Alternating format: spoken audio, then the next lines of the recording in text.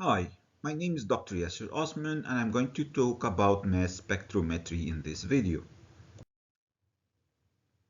Monitoring of inhaled volatile anesthetic agents, carbon dioxide and nitrous oxide can be achieved by mass spectrometry, infrared spectroscopy, Raman scattering, or photoacoustic spectroscopy.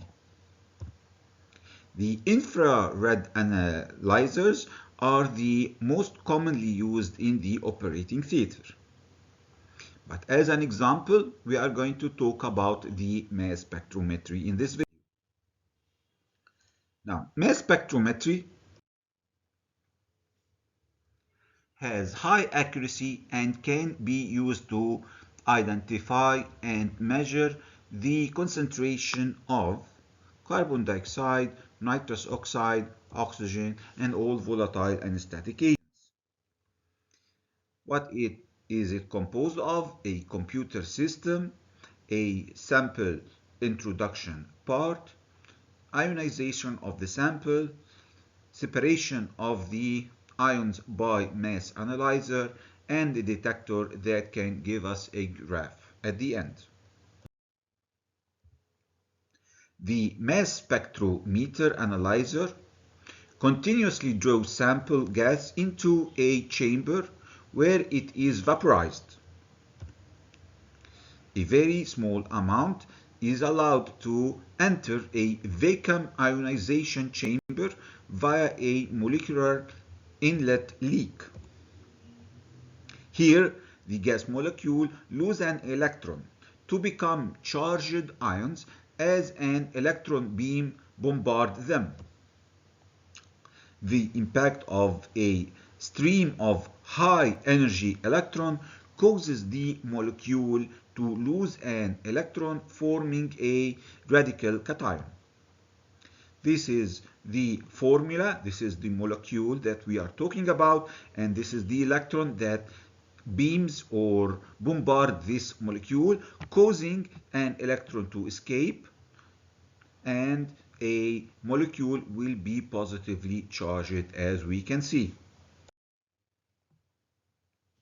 Subsequently, these charged ions are separated according to their mass by either of the following techniques: a sector mass spectrometer or a magnetic mass spectrometry, a quadrupole mass spectrometer. First, we are going to talk about the sector mass spectrometer or the magnetic spectrometry. Now, the charged ion from the vacuum ionized chamber are directed through a slit and accelerated toward a magnetic field. These ion beam passes the magnetic field ions with different charge and mass and sorted by varying amount of deflection. Small and highly charged ions are deflected more than the larger and less charged ion. This way, multiple beams are created and that are organized according to their mass to charge ratio. The individual beams are detected by a series of plates that produce an electrical output relating to the quantity of the specific ion in the sample. Now, this diagram can explain things a little bit better. This is the sample injected in the vacuum chamber. This sample will be vaporized quickly and a beam, electron beam, as we can see, bombard this sample, causing it to be charged molecules, a cation, as we can see. This cation is then passed into the accelerator to a slit that allows it to pass as a single beam. This single beam then passes through the magnet field. This is the magnet field, causing it to form different beams or different passes.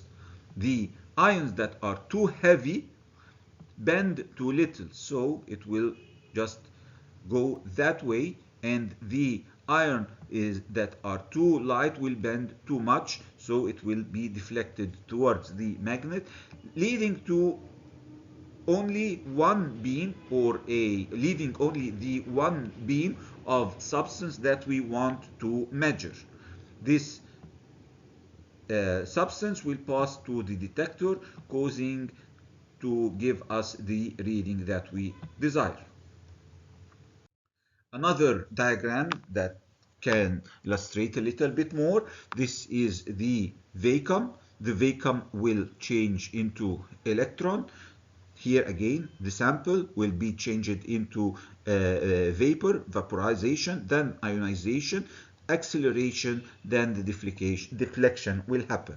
Again, the sample will change into vapor, then ionization, then acceleration, then deflection will happen. And this is the 5 stages that we are looking for. This is another animated drawing that can show us the different stages.